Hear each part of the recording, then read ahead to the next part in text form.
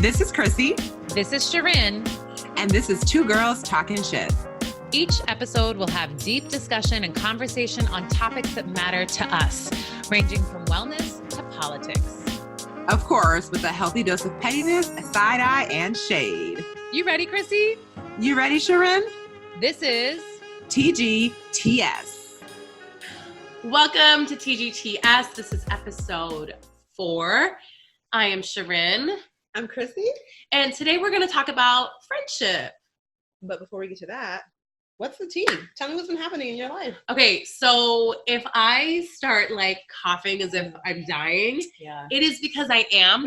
No, I'm not dying. I have this horrible cold that I feel like has been going around the city. So I've not had it, but now I'm sitting here next to her. Well, what's funny? So I don't know. What's funny is my husband had it. Raj had it, and you know when you're like secretly judging your partner, and you're like, of course you're sick because you don't take care of yourself.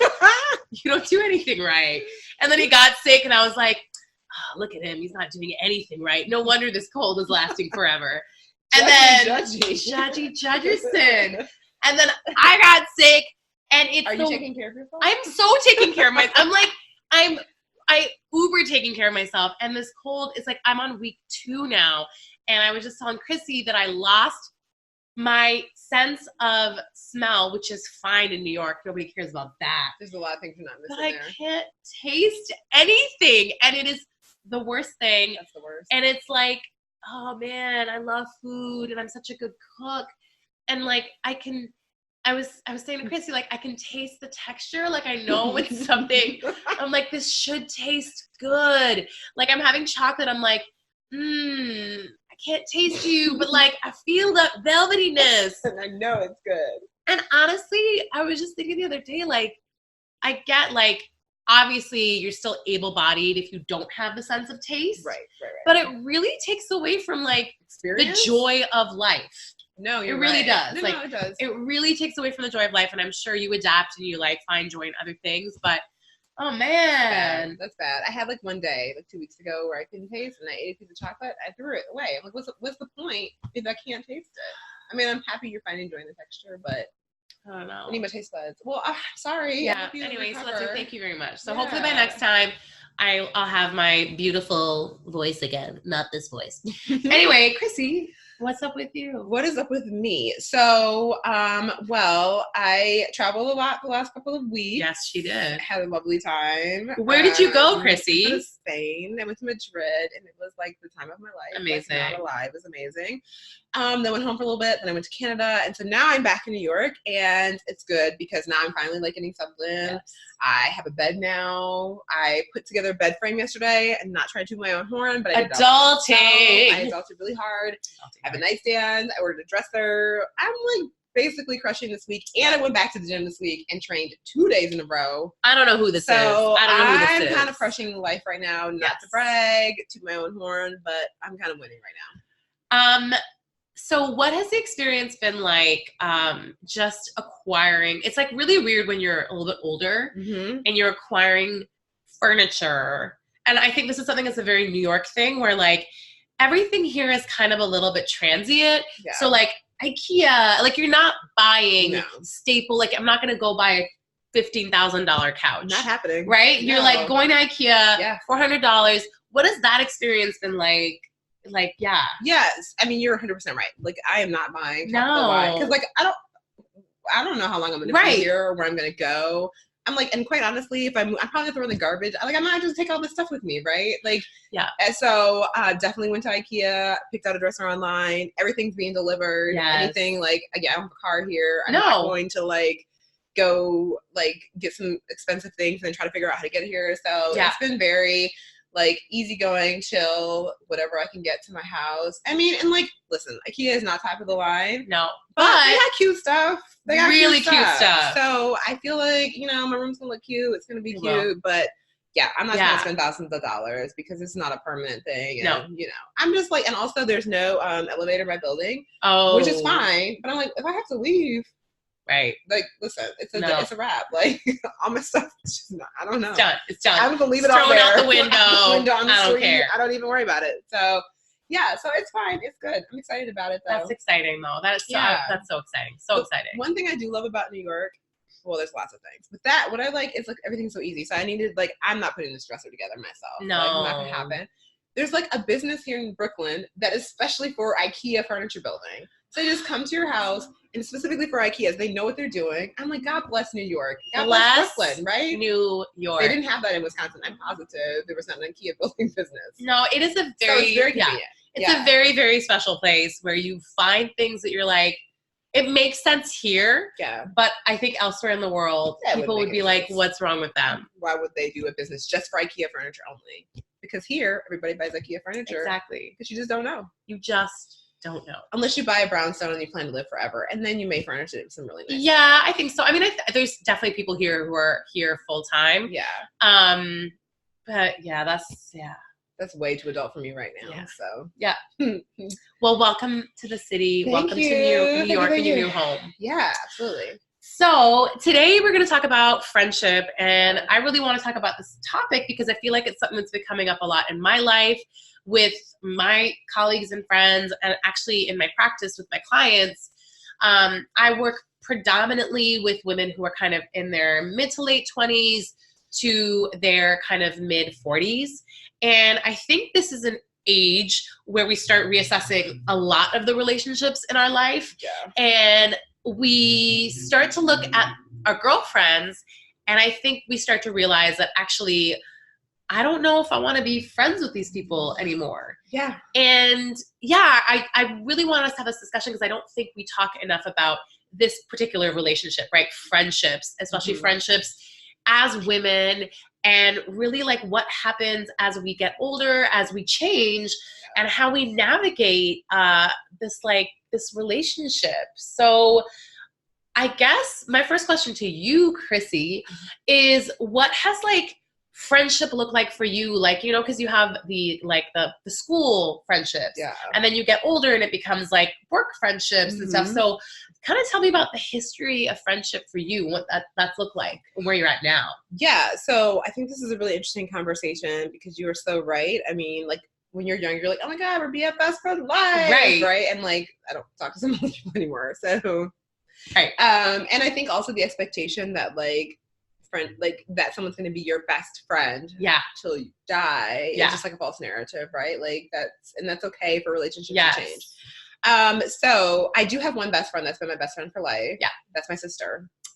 Right. Me too. So it's like a built-in relationship. Yes, me too. And I don't think that family has to be best friends. Right. Because that's definitely not the case for some people. But me and my sister have always been really close. We still are really close to this day. And so she's been the one person that's like, oh, but even that, we've been through patches where like we were teenagers, we weren't as close. But as adults, we're super close. She's definitely one of my best friends. And again, I think I have like these pockets of friends, right? I have college friends. Right. And again, I don't talk to all of my college friends anymore. Right. But I have like 3 girlfriends from college I still talk to all the time. And I think that's really like relationships change, right? So my one friend, Erica, she's moved across the country now. She's in Seattle. So we don't like hang out every day, right? We don't even talk every day, but we still talk frequently. And like, you know, I know that if I need to talk to her, she'll pick up the phone. We can like, and it's one of those friendships that like we can just fall right back into it, right? But it doesn't have to be like an everyday, we're not texting type of thing. However, I will say that if I got into my 30s, I do feel that like my friend circle has changed significantly. Yeah. And again, I think that like it's kind of at that age where I don't know, at least for myself, I'll speak for myself, I feel like really secure in like who I am now. Yeah. And I think a lot of my values that I had when I was in my 20s have changed a lot. And so just naturally, like you're going to have a different type of friend circle, right? And so that has looked different. And I think building those relationships has looked different. And I think it also changes with work, right? So I was in a corporate job for a long time, definitely have friends from my work friend circle that I'm still friends with, right? But like not everybody. And now that I'm not in a corporate job, like finding relationships are different. We met on the internet. We've talked about that before, right? And I have other friends that I'm really close to that I've met like through social media or just like running in the same circles. So I think it's like changed a lot over the years. And I think now how I feel about friendships is, I think when I was younger, I had this idea like I just have so many friends, right? Like you have a pack of friends, like you just got to have all these friends. I don't necessarily think that's true for me anymore. Like I have my circle, and I'm really good with my circle. I'm very protective of my circle, And like the older I'm getting, the more like protective I am about like who I'm letting into my life. Yes. And I think that like I'm not like Drake, no new friends, anything like that. Right. But I am very cautious. Like I don't just like throw anybody into the mix and be like, yeah, we can be friends. Like, you know, trust is developed over time. So yes. What about you? Very, very similar to you. So like my best friend from like when I was little was my sister. I think I'm very fortunate that that's been the case. Again, not everyone has that experience, but I also actually have another really, really close friend who our mothers are best friends. And so we kind of like came out the womb, and it's just been that thing. But again, with her, it's like, I think our connection to our friends with each one is so different, and me and her, it's history. Yeah. Right. Like that is our connection, and we can pick up anywhere. Are we living similar lives? Do we necessarily have all the same values? Like, no, but that history kind of connects us. And it is a really healthy relationship, because I think sometimes what happens with friendships is that history part really kind of makes us feel like guilty, or, you know, like, but that person may not be someone who's healthy in our lives right now. Right. And I think that's something that can be really hard to navigate, that history piece, because we feel like, you know, it's like loyalty. Like, right. You're not being loyal. You're kind of maybe like too good for, right. And so I have a good historical friendship like that. I think growing up, especially in elementary school and high school, again, like when you're that age, first of all, like I just wanted to fit in all the time. I mean, didn't we all? Though? Right? Yes, that was the thing. So I think a lot of those friendships are those things where you were just trying to create some sort of social circle for yourself. And I think connection is so important. But of course, I think that's the reason why so many of us may not be friends anymore with our elementary, like school friends or even high school friends, because it's just like you change and you adapt and you really realize who you are. It's really strange, because I actually think in my life, again, it's the same thing with you, where I've realized that again in your 20s, you're like, it's quantity, right? It's like, how many friends do I have? Like, I'm gonna go out tonight. Like, who I call? Who's with me, right?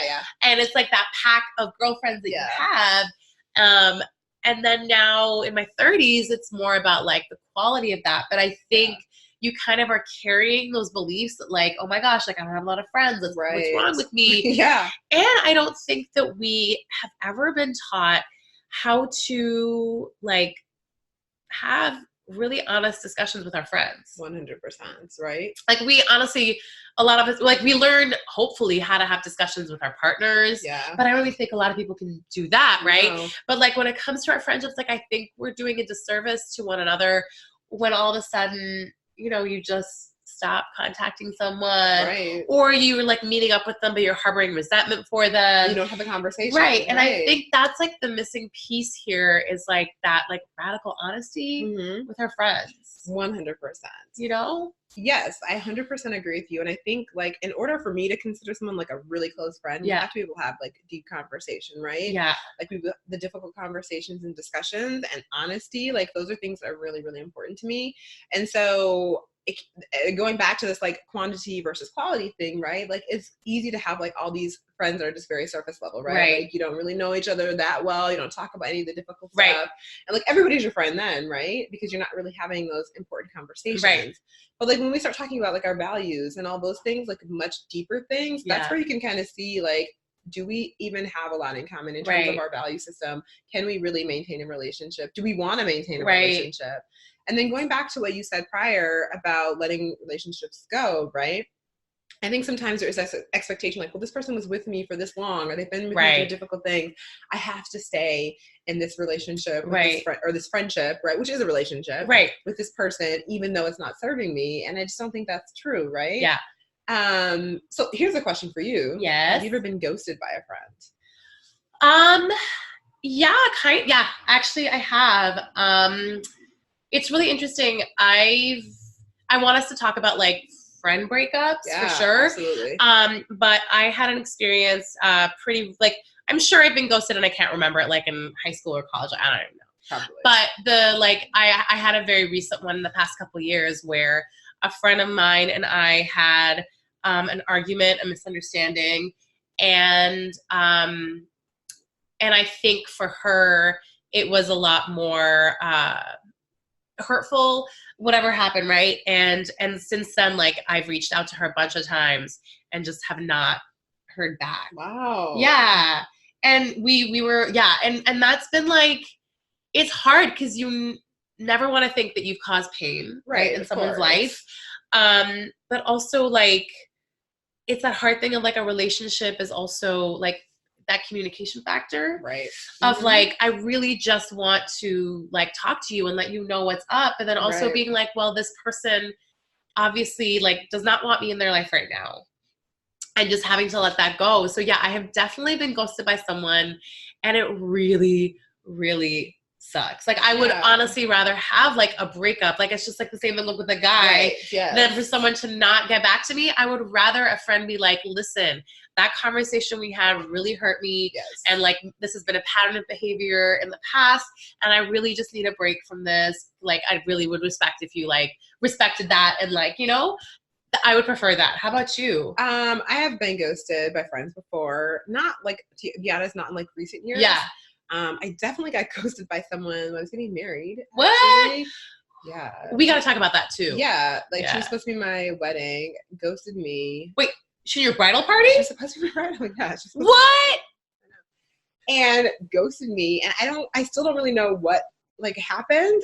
Like, I can think of one thing that may have made her upset, which it would be, like, the silliest thing to ghost me over, but, like, she was with me when I was, like, picking out my wedding dress, and, like, I didn't pick the one that she liked, and I don't know if that's the reason she ghosted me, but, like, I didn't really hear from her much after that. She wasn't in my wedding, and so, yeah, I don't know. And we were friends from high school. Wow. So we had been, I mean, I got married really young now, but still, we had been friends for a while. We have some history there. So that, and yeah, I don't know. Like, I never knew what happened. Like, she never really reached. I mean, I reached out to her several times and didn't really get an explanation. So that was weird. Yeah. And the thing about ghosting, I think friendships that just suck so much is that it's just really hurtful, right? Yeah. And, like, it's the same thing with, like, a relationship. You have no closure on the situation, right? So it's just, like, out there. And I'm sure you still think about this person from time to time, right? Oh my gosh, yeah, like, all the time. Yeah. All the time, yeah. And so, I don't know. I think ghosting is, like, really, I think it really sucks. Have you ever had, like, a formal friendship breakup? A formal, like we're not gonna do this like, I think this is not working. I actually don't think I've ever had that. Yeah. Have you? Yeah, so tell us about this. I will tell you. I've actually had two kind of situations where one was me, a friend of mine, we were just like, what was happening is, like, I think this is, like, a big sign is that when we would get together, I would be really scared to tell her about the good things in my life. Yeah. Right? Yeah. I would it was like this, and I think that's a big, big sign that, like, a friendship, something needs to be looked at, something needs to be addressed. And I was really worried about telling her, like, about the good things that were happening in my life, because I just didn't know how she was going to respond. And I also knew she was going through a lot of stuff. And I knew that I knew it wasn't a safe space to share. And so then there was a couple incidents where things were said that were hurtful to me, that I perceived them as hurtful. And I kind of, like, took a step back, and she reached out to do something, and she was like, hey, can we, like, I haven't seen you forever. Yeah. And I was, like, really honest with her, and I wrote her an email, and I was like, listen, these couple of things have happened. It's been very, like, hurtful and painful, and I'm sure that wasn't your intention, but I just need to take a step back. Yeah. And we kind of didn't talk for a year. Did she respond to your email? She did. Oh, she wrote back, and she was like, I'm really sorry, and I understand. Like, both of us were, like, I feel like very mature about it, right? Which is great. Yeah. And it took about a year, and then I really missed her, and I reached out. But I reached out now with a better understanding of what, like, I needed from the friendship, what I knew. I feel like the boundaries, like, I don't feel like we had any boundaries before with our friendship. Yeah. And what to expect, because I think that's another thing we have. Sometimes we have the same expectation of all our friends. Right. And it's just, like, that's not fair, because not everyone is the same. And so now we're friends again, and everything's, like, great. And I've had the reverse experience too, where I kind of did something to a friend that sucked. And we had the same thing, and we took a bit of time off, and now we're like in a totally better place with a better understanding of who we are. Yeah. And I wish more and more women kind of did this, because I think what ends up happening is like there's this, it's like when things are unresolved, I just think there's this like gap in your heart. Yeah. Like it just energetically feels off. Like you don't even have to see the person, but just to know that there's someone out there who may be feeling a certain ways about you. It's like hurtful. It's painful. Absolutely. Yeah. I love what you just talked about, because I think that's something we don't do enough in adult friendships, is like talking about expectations, talking about how you like to be supported, talking about boundaries, right? And then again, like expecting that how you like a friend to show up for you, that they just know that, right? Yes. And it's the same thing, like if you were in an intimate relationship with someone, like you talk about those things, Yeah. right? How do you like to be supported? Hopefully. Well, some people don't. Some people don't, but like, ideally, right? Ideally, ideally. There's really no different for friendships, right? It really like having isn't. this conversation. So then again, like if you need to be supported by like someone checking in with you every so often, and they're not doing that, and then you feel hurt, like why aren't you checking in with me? Like, did you ever have the conversation to let them know what that's what like a healthy friendship looks like to you? Yeah. So I think that's really important. I think we just don't do that. I don't, and like it's something I think of too. Like, I do this like with just even like my romantic partnership, my family. It's like when we're feeling like a certain ways about something, we need something. A lot of the times we don't even know exactly what it is we need. Yes. Like you're like, I feel like disconnected from you, or I feel like I'm just alone in the house, nobody's helping me. And it's like, those people actually do want to do those things, but like we also have to tell them what that is, right? Absolutely. So like my version of someone communicating or connecting with me and your version of that are totally different. 100%. And so that person may think that they're doing the thing. You're like, I am. Right. I'm like, what do you mean? I wash the dishes for you. And you're right. Like, and you're like, not connecting with me. Exactly. Yeah. And so I think that's something we also need to look within ourselves, which is get very specific with what it is you want from people in your life, but then also be like, does this person have the capacity that's it, right? to do that? Right. Like, that's like, I'm not going to ask my friend who just had a baby to like be checking up on me. That is not the time or place. Not the time or place, right? And that's so important that you say that, like that you bring this up, because also our expectations over friendships have to be reasonable, right? Like people have lives, they have partners, they have children, they have jobs. Like everybody has their own shit, right? Yes. And so I think it's also so important, like, especially like when you feel like you're personally going through a lot and you're like, so-and-so is not showing up for me. Yeah. Listen, everybody has their own shit. So-and-so also has their own shit, right? Yes. And so, like, while, yes, of course, you want supportive friends who are going to show up for you, you just also have to be, like, recognize that, like, everybody has their stuff, right? And have realistic expectations of that. And also, again, be very clear that you're communicating what you need, for one.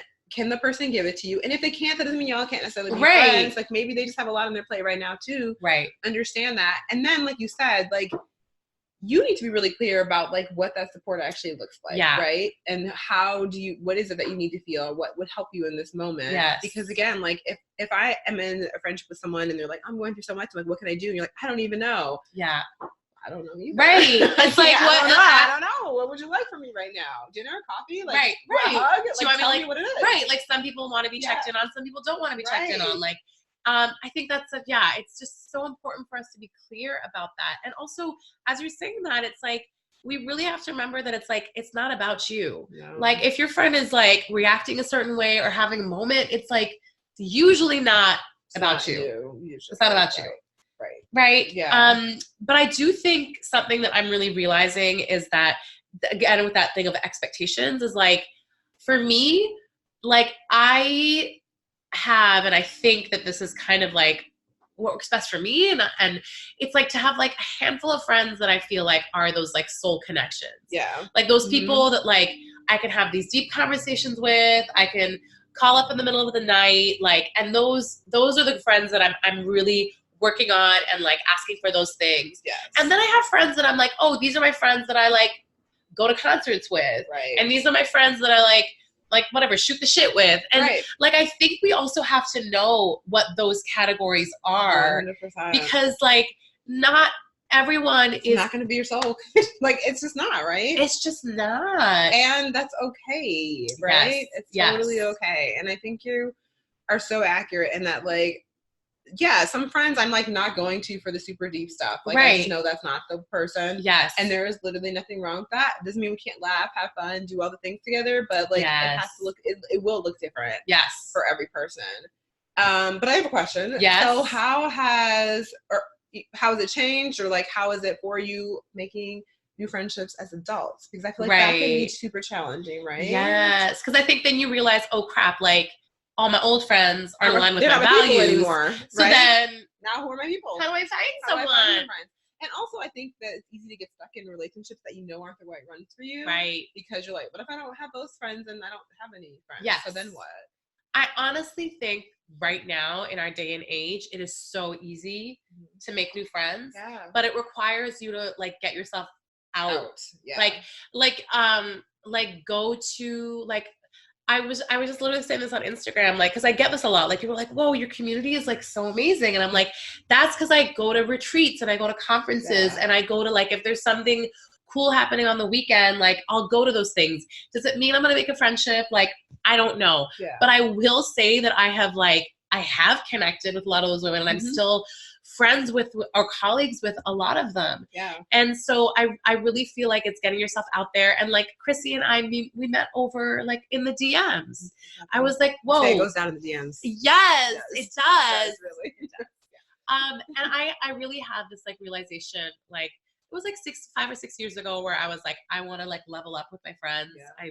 I liked my friends, but I was realizing I didn't have friends who were kind of reflecting my values anymore. And also they weren't the type of friends who were, I want my friends sometimes to like be a step further ahead in my life, right? Or like to be pushing me and I can like throw ideas off of. And I was like, I don't really have that. And so I literally like, I really believe in manifestation and just like putting intentions out there. And I was like, universe, like I want a group of women around me that are just so incredible, who inspire me, who uplift me, who challenge me. And like, I have that now. I do think a bit of it was like the universe, but also I know a bit of it was just me. Like Chrissy's one of those women and I hopped in her DMs. I have a couple other friends who, I put the intention out there and I think I just started seeing the connection. So I reconnected with another friend who was living in New York and now she's a great friend of mine. And so we really have to kind of put ourselves in awkward, weird situations if we want to kind of level up when it comes to our friendships. How about you? I 100% agree with everything you just said. Yeah. And like being in New York, that means I have to like meet some new people, right? Yes. But again, it's going to different things and like connecting. And I mean, we talk about like connections at our retreat, like how many women have made incredible connections that met at a retreat and like now are hanging out and doing things and connecting when they're in town with people. Like that's where I think the magic happens. So it does require getting out of your comfort zone and speaking to people and talking to people. And I totally agree that in terms of like when I'm talking about like friendships, I am, like you said, very much a big fan of like having friends that like push me, that like, or challenge me, right? That, like I said, are a step ahead of me. It's something that you said that too. Same with like our relationship, because it does like, I mean, again, like, it's not like I'm like being bougie about my friends, but your friends like do make a difference in like what you do. And also like, especially being an entrepreneur, right? Like people understand, it's just like a different mindset around that stuff. So like you just recently told me about a wellness summit here. So I'm like, cool. And again, it's not a free event. Like it's going to cost me money to go. But a lot of things that I've made incredible connections also were things that like I had to pay for to go to. So it's not like you're buying friends, but you have to like invest a little bit and like being around the type of people that you want to connect with. But again, if you're investing in yourself, you're going to a space where other women are investing in themselves. Also investing, and that's the kind of women you want to be friends with. 100%. Right? Yeah. It's hard. I'm not going to say it's easy. It's just like dating, where it's like, how do you make new friends? Like, do we go on a date? Do we go like, well, how does that work?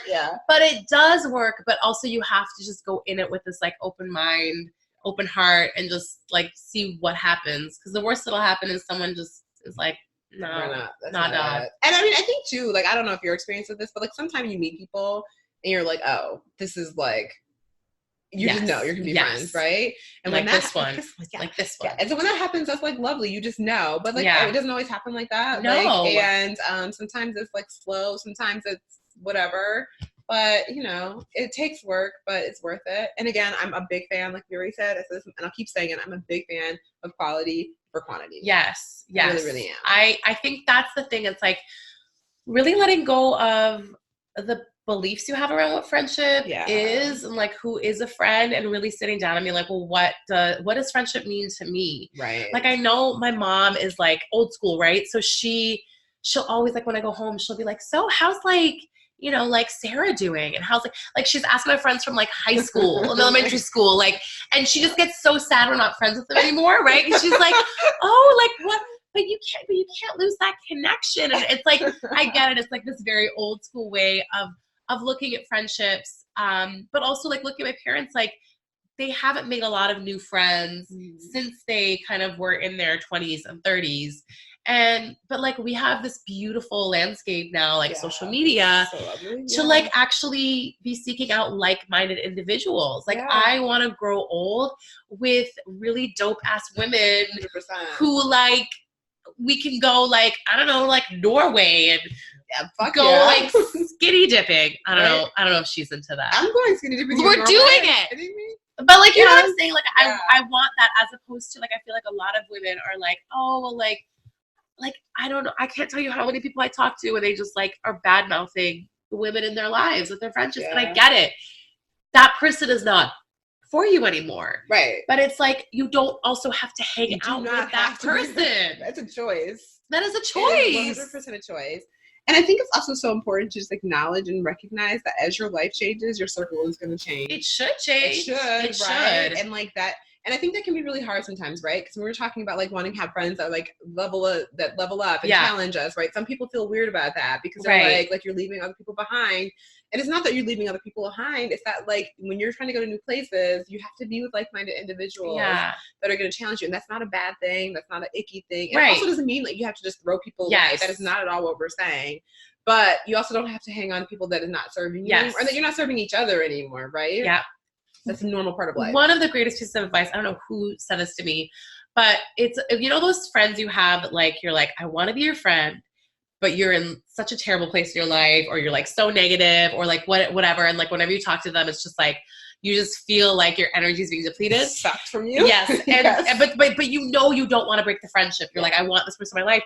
And this advice I got was, do activities. Like, don't go to dinner with that friend. Don't get coffee with that friend. Right. Go to, like, I don't know, like a movie, or go, like, to an archery thing, or go to a pottery class. Like, go to something where you're both in each other's company doing something, but it's not that constant, like, whether they're, like, very negative or whatever, like, there's some sort of thing to be distracting them. And that's been such a great piece of advice. Like, we can change the environment in our friendships. We can't change our friends. We can't. No. But we can, you know, if we choose to keep someone in our life, then it's on us to kind of create a space that's healthy for us. I love that advice. Right? That's such great advice. Absolutely. Yeah. Yeah, I love that so much. So when we just start going to pottery classes all the time. Then I know. She knows. It's a sign. She knows. Because pottery class is definitely what we would do. It's a sign when that starts happening, and keep that in mind. Back there. It's coming. Pottery class. But yeah, so I just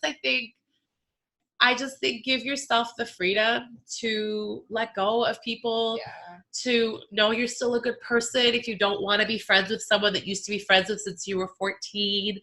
That know that, like, even though you've been through all those things together, that's great. And that person has been a beautiful part of that chapter in your life. Right. And that's what it was. It was a beautiful thing. Yes. Right? And if it comes to an end now, that doesn't mean it was a waste. Right. It means that you had, like, 5, 10, however many wonderful years together. The other thing I wanted to touch on before we, like, wrap this up is also realistically speaking, if you depart ways with a really close friend, whether it's mutual or if you get ghosted or whatever, like, it's still hurtful. Yes. And, like, you will still probably grieve the end of that relationship, right? Just like you grieve when you have a breakup with a romantic partner, right? Like, that's a very real part of it. So we are not at all trying to say that, like, you just cut these relationships off and, like, you're gonna be better. Like, it's painful, it's hurtful. You definitely will have grief that you have to deal with. Yeah. That's with any type of breakup. Yeah. No, I think that's such great advice, that it is difficult on both sides, whether, like any breakup, whether you're breaking up with someone or you're the on the other side of that, receiving end of that. Yeah. So it's really like process those emotions. It's just like a breakup with it really is. like a partner. It's the exact same damn thing. And I think we need to start really looking at our friendships like that. Like this is a chosen person in your life, right? It's a big deal. It's a big deal. They're like, your energy and your time are like your number one resource 100%. and you're giving it to this person. Yes. So yeah. Which is, again, one thing I've learned in my adult years is to be smart about like who you decide to just jump right into, right? Yes. Because, you know, I have been like the person, like everybody can be my friend, and that's not true. Everybody cannot be my friend. No. So it's a big deal. Yeah. So, you know, I'm always a fan of like keeping myself open to new experiences, but also be wise and cautious about I love that advice. Yeah. And just thought of a phrase. Yeah. Oh, what is it? It's a big deal to be my friend. A big deal. It's a big goddamn deal to be my friend, okay? Which is why I'm so happy I made the cut. Like, I just can't tell you. No, I'm just saying I feel like that should be everyone's mantra. Right? Like, it's a big goddamn deal to be my friend. And honestly, like everyone deserves to say that. Everyone is worthy of saying that. So 100%. It's a big goddamn deal to be my friends. Huge. There you go. Okay. All right. So should we get a little advice out at the end of the hour here? Yes. All right. Yes. So we have a question today, and kind of similar, not really, but does deal with grief. Yes. Okay. So I'm having trouble getting back to feeling like myself. The interests I have and things I like to do because of grief. Grief over my brother and my mom's death, and a breakup from a 2-year relationship. I feel lost. I don't know what to do with myself. I haven't worked out or felt the energy to. I go to grief counseling and rest when I need to, but I just feel really lost. Okay. Thoughts? It's a deep question. It's a very deep question. Yeah. I think grief is really hard. Grief, especially when you lose a partner, that's one type of grief. It's a very legitimate grief. But then also losing someone to like death is really difficult grief that I think grief, one of the things with it that's tough is that it comes in waves. That's what I was gonna say. Right? Yeah. Like you think everything's cool and then like all of a sudden, and it may not even be triggered by something, you're back in underneath that wave of grief. Yeah. And so I think that is like one of the tricky things with grief is that you think you're fine and then it hits you. Mm-hmm. And I know you've had a recent loss. Yeah. I was gonna say, so my dad passed away very unexpectedly in January. And so I had a lot of grief. I'm still dealing with that grief. And what she just said about waves is 100% accurate, right? Because there was time where I'm like, oh my God, I feel so much better. I'm good. And then like anything, it doesn't have to even necessarily be a thing that triggers it. And you're just like back in that grief again, feeling very sad. I also left a relationship this year. So that's another form of grief. Yeah. So it's just like all these things. And I think my advice is that like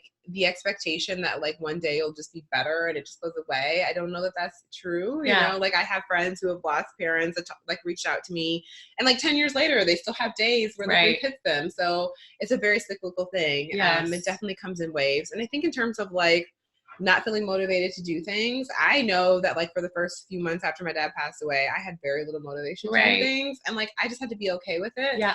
And I think it's interesting with grief because it's unfortunate because I think in the US we have such a culture of like go, right? Like, and that these major things happen in our lives and then we're just supposed to get back to normal, right? Like you lost an important person in your life and then like you get like a week off from work and then you're supposed to just go back to work. So and, ridiculous. like, be like everything's okay. And I think we handle that with like a lot. You have a child and you're like 3 months, you got to get back to it. Yeah. And realistically, that's just not how we work, right? Nope. So the expectation that we should be able to just hop back into life and get back to our routine is just like too much pressure to put on ourselves. Yep.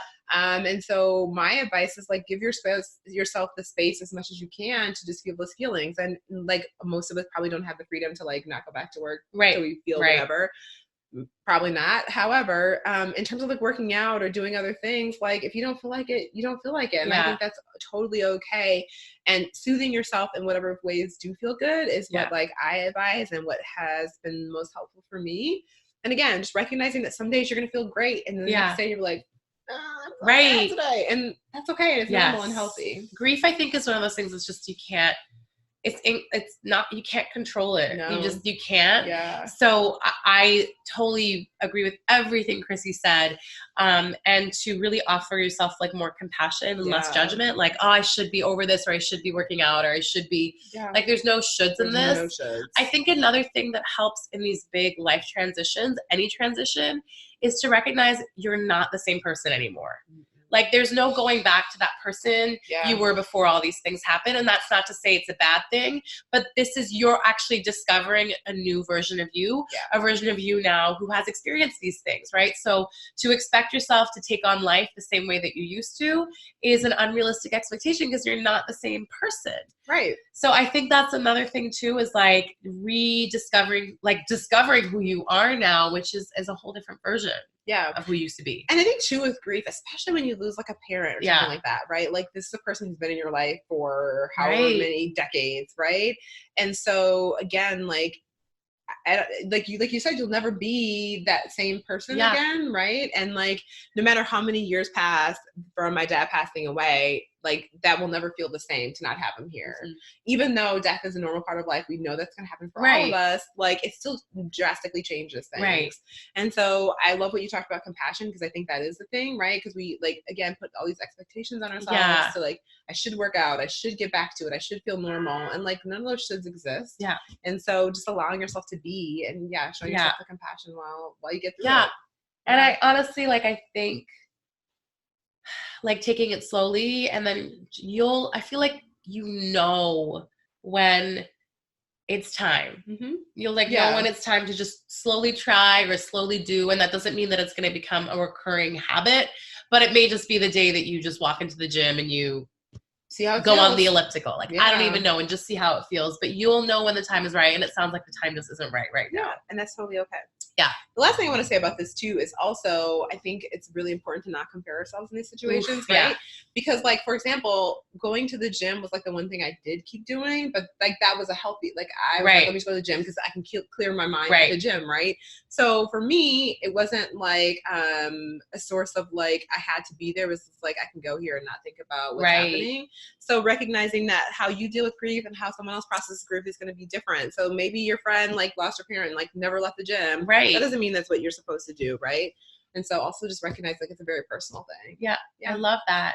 Thank you so much for submitting your question. Thank you. And that's it for today, that's right? it for us. Thank you so much for joining us. And we'll see you again next week. Bye.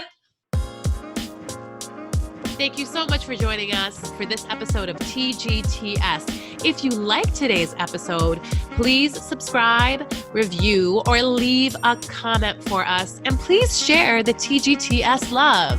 Until next week, bye.